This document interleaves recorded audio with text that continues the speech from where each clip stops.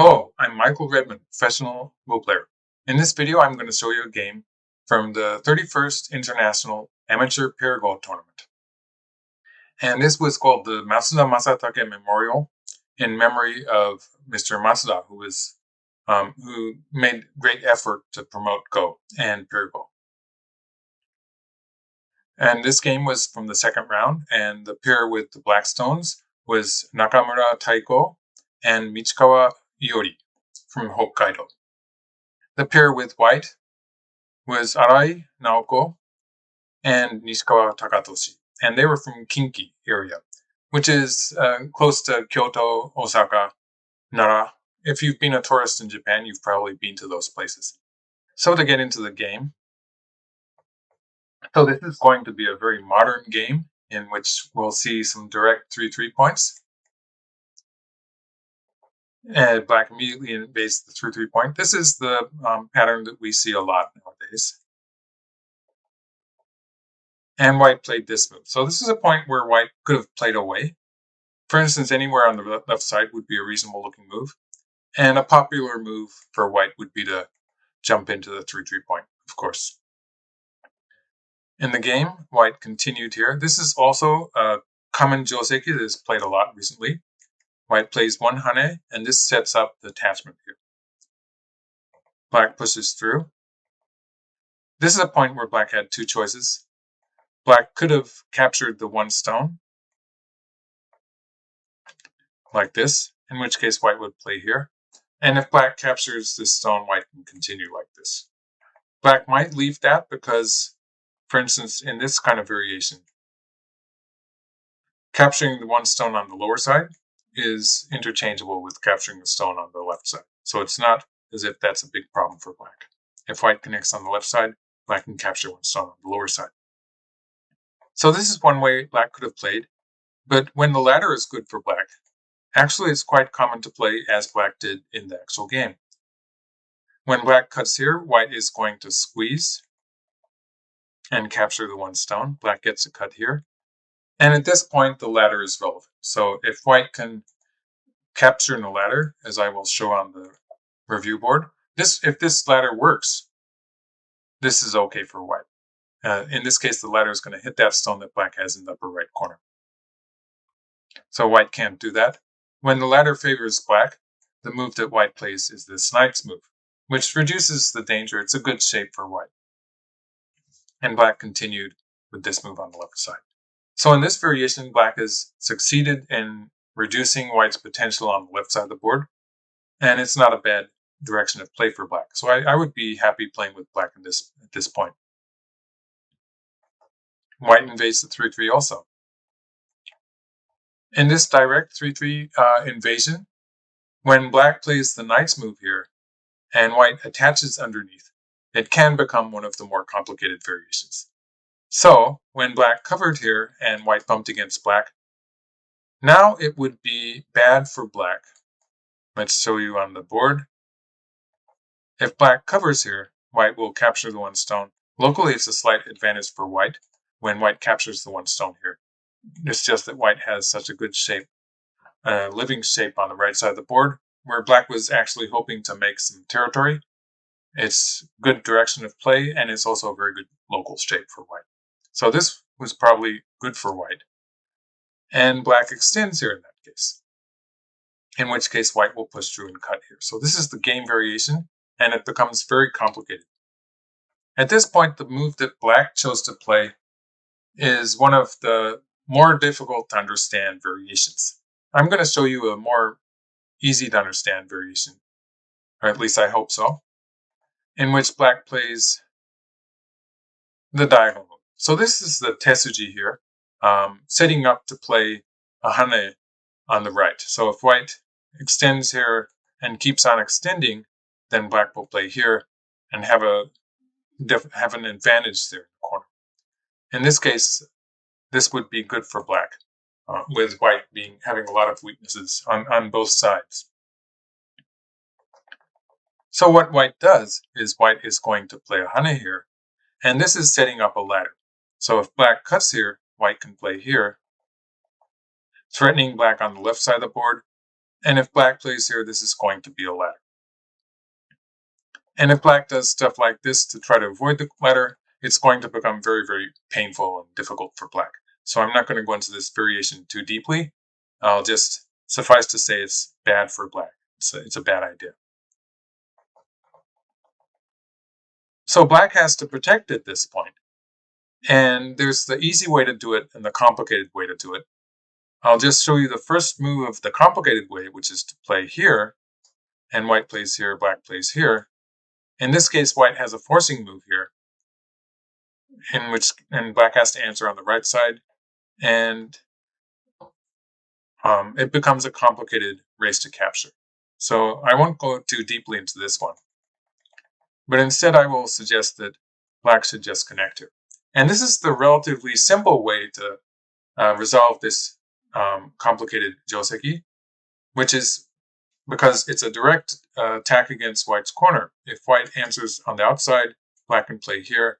And the position in the corner is advantageous for black, basically because this move is not forcing for white.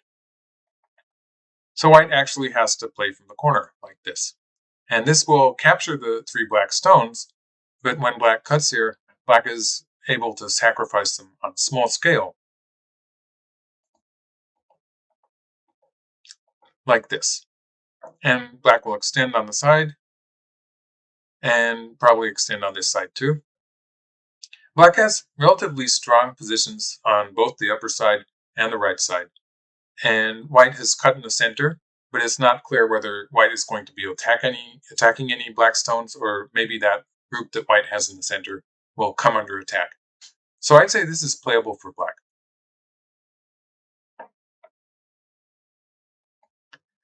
In the game, black played this move, in which case it becomes a bit more complicated. The idea of sacrificing those black stones is more difficult. So white extended, and black cut here. This is putting pressure on the white corner, and white had to answer here. This was also a key point.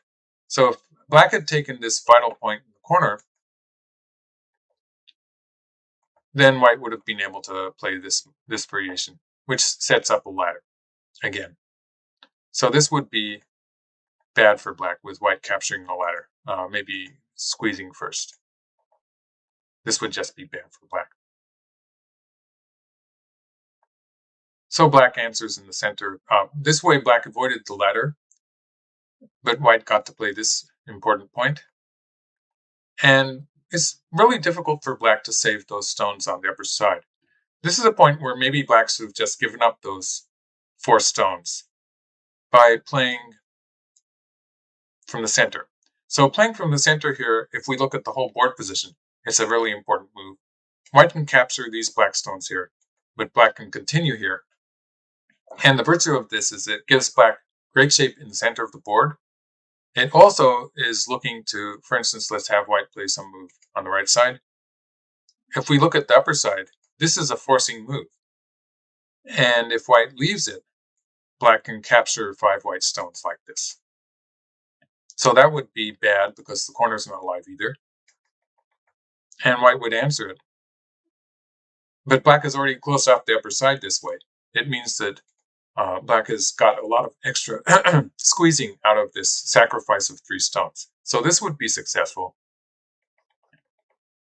Otherwise, if white answers on the upper side, black can always play something on the right side. So it's hard to say exactly where black's going to play. On the right side, black could play something like this. Or black could start a fight on the left side with something like this. Black does get initiative. Black has a nice wall there, pointing towards the right side of the board, which is a good place for black to start building territory. So this would be playable for black. In the game, connecting there did not really work very well. The race to capture is actually, usually it's good for white, but it is a bit tricky. So let's go into that just a little bit. For instance, when white played the hane here, this was an opportunity for black to make use of the potential that black has in the corner. And the potential I'm talking about, let's go into that, is going to be, for instance, cutting here on the 3rd line. Now this looks like it's just going to be captured, but actually if white plays here, then black can cover here. And we have a position where white is going to have trouble filling black's liberties. It looks like black has 3 liberties. If that were the case, it would be okay for white to play here. And it's an interesting situation where both players have more liberties than they actually seem to. When we count the liberties of the white stones, it looks like white has 3 liberties. But actually, at some point, black has to back up here, because black cannot play an Atari at this point. Black has to back up, capturing the 1 stone. But when black has played that cut on the 3rd line, white also has no way of playing an Atari, so has to back up once. And black will win by 1 move. So this is one way black could win the semi. And if white connects here, black can extend a few times. And eventually black will cut here. For instance, something like this could happen, in which case white would be capturing those stones, but black would be getting a good position on the outside. So this was a point where black could have made use of that potential. In the game, instead, black peeped, which was, it lost some of the potential there. I think it was a slight loss for black to play that way.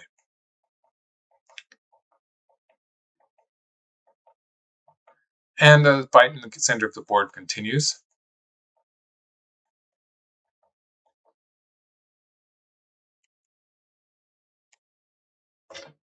There's actually a ko that could happen in the upper right corner. So let's take a look at that once here. First of all, let's take a look at the normal race to capture. If black covers here, for a moment it might look like white has only 2 liberties and black has 3 liberties. But when white extends down here, white actually does have an extra liberty, as we saw in the previous diagram, where black has no way to fill the liberty here, and white can win by 1 move. So that's the direct race to capture. However, black can play here and cause a ko. So this is actually a 1-step ko. For the time being, white's going to fight the ko here. But if black gets to play 1 more move, it will be an Atari here. And in this case, black has time to capture the 1 stone here, and it will be a direct ko. So after playing this, black needs to play 1 more move, and that will become a direct ko, making it, at this point, it's a 1-step ko. So there is that ko there, and black has to find a good timing to play it. So it's something that black is aiming to play at some point. For the time being, this group that black has in the center of the board is not very strong, and white is attacking locally. In the process, white is trying to make some territory in the upper left area, and black is in a bit of trouble here locally, but if black can make 2 eyes, it's going to be a profit that black got on the left side. So this has become a ko. And so now, black stones are not 100% alive, and the players are fighting a ko. But this is a ko that's going to be difficult for white to play to the end, just because white's going to lose some points in the corner. So we'll see that happen. So at this point, black slided into the corner. And playing this move, defending the corner territory, was a bit slack. So this is a point where white should have just cut. And if black captures the 1 stone, this is so much better than the actual game. It's a better way to close off the corner. Otherwise, if black extends into the corner, in this case, it's a bit of a headache for black. If black plays here, then at some point white, for instance, just to give something good for white, if white at some point gets to play this hanging connection, it could become a forcing move against black's lower left corner. In actual practice, it might be a bit more complicated when black plays here, but in any case, there's a lot of potential for this to become a forcing move for white, in which case, this is going to be a ko. So there's a ko waiting to happen here. If obviously the ko on the 3rd line, if black captures here, white can jump, and it's only the 1 eye. So there would be a potential ko here, or if black connects, white can play here, and this is going to be a ko also. So if we go back to that move that black played on the 2nd line, Black can avoid the ko by playing here, in which case, even if we assume this move, if white plays here, black can live in the corner, or if white plays from the corner, black can live here. But playing these moves on the first line is a bit painful for black. So this would be a good variation for white. This would be perfectly okay. In the game, white protected the corner territory, and this was slightly a weak move that white played. And black got sente to finish the ko. And we can see that it is a ko that white really stands to lose a lot in the corner with this ko.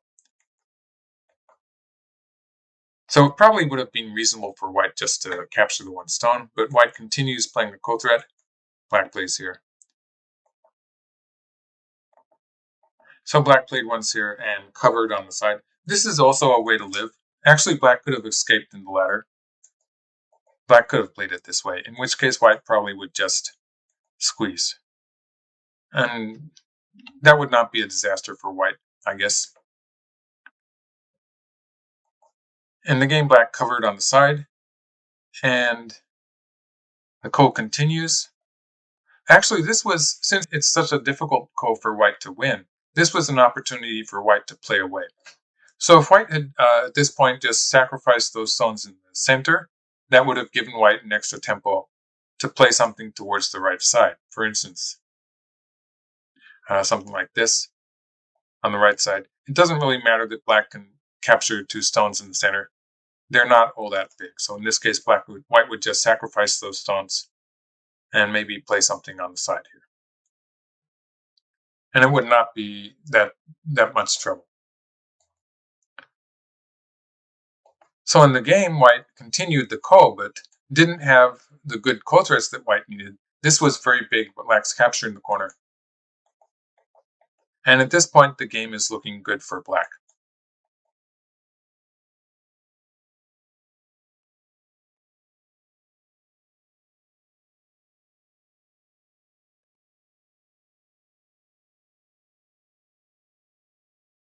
So at this point, black has captured some stones in the center of the board, and white extends here. This was a very tricky timing for black to be playing this hane. Locally, it's a forcing move.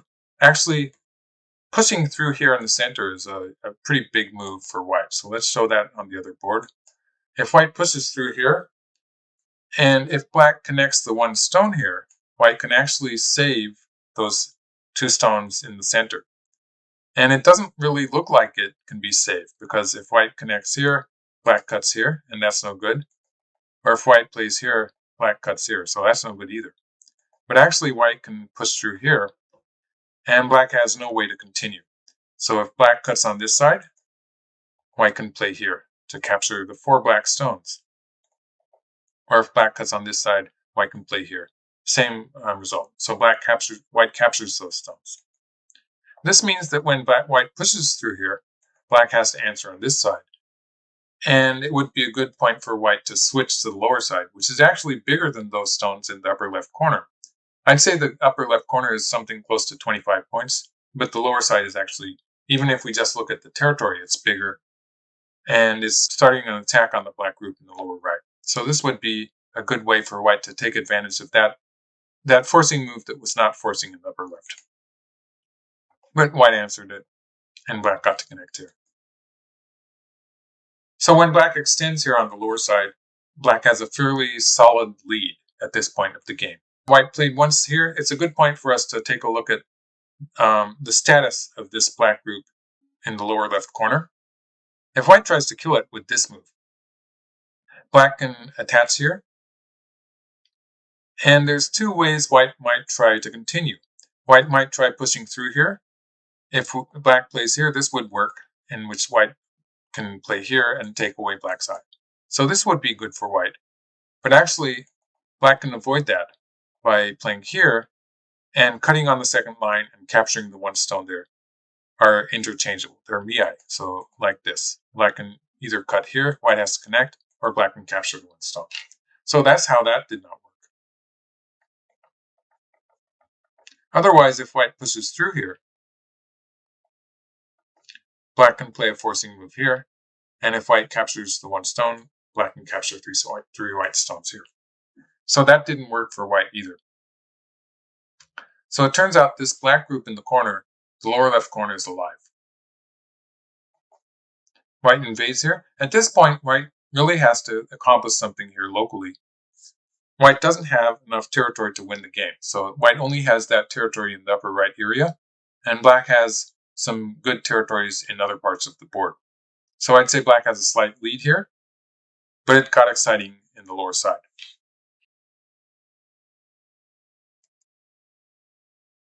So this is a final fight that's starting here. And white cut. So actually, if we go back a couple of moves, this was an opportunity for black to have a more decisive attack against white.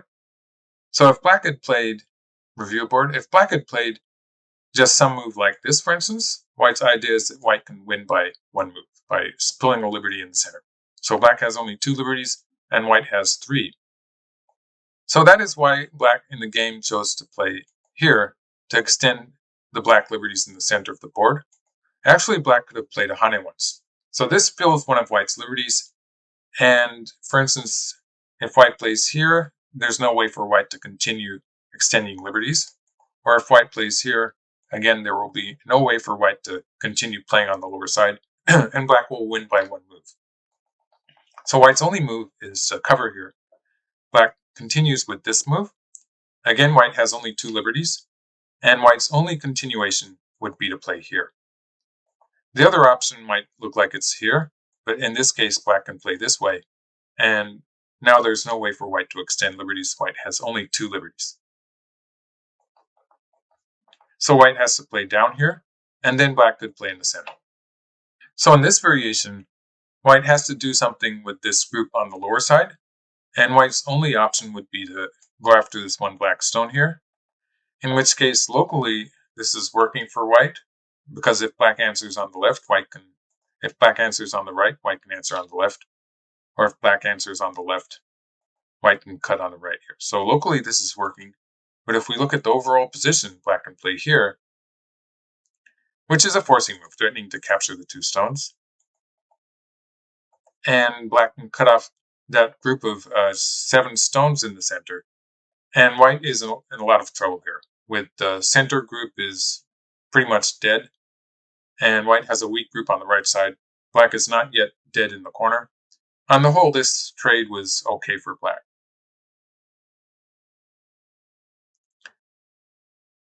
So this would have been the strongest way to play. In the game, black escaped in the center, and white got to cut here. This saves the 3 white stones, because if black, well, actually black did play that way. When black plays here, white can cut here. This is actually a common tesuji for white to capture that cutting stone. So this is how it continued. And locally, this has been a great success for white, because black is not completely alive in the corner at this stage, and black's group in the center is in a bit of trouble too. So actually, at this point, if everything goes according to plan for white, it's starting to look difficult for black. From black's point of view, black has to find a chance to start that ko in the upper right corner. So just to refresh the viewer's memory, there is a ko here in the upper right corner that could happen. And actually, this is a good point for black to start. So black plays a hana here and plays here. And this sets up a ko in that upper right corner. And that whole area on the upper side of the board, if black wins this ko, that's going to become black's territory. So white will take here. It looks a dangerous ko for black, but black does have this ko threat where white took a ko on the lower side, and black can take back. In this ko, white does not really have that many good ko threats.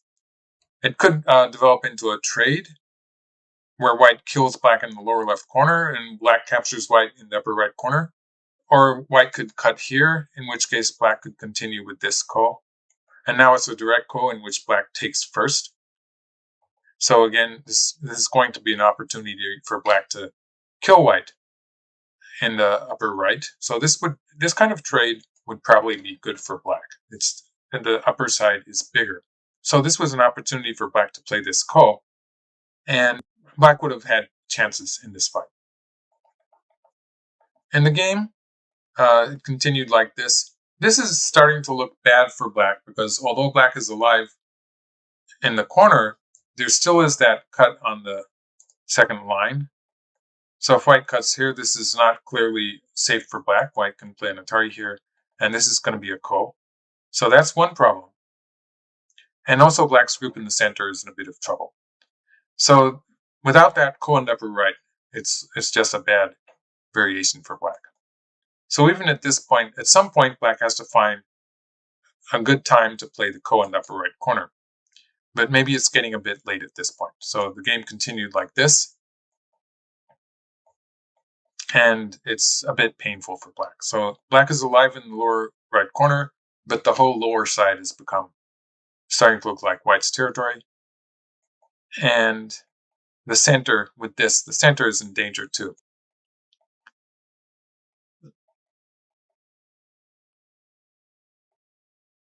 So white managed to capture black in the center of the board. And this was the end of the game. So this was a very exciting game. It started with 2 direct 3-3 invasions. And I did talk a little bit about that. And the fight spread to the center of the board. And black actually had a favorable position towards the end of the game, but white just completely destroyed black's position on the lower side in this final fight. And so it was a very strong fighting game. Probably a bit disappointing for black when black did have opportunities to win in this fight on the lower part of the board. So thank you for watching, and I hope you enjoyed.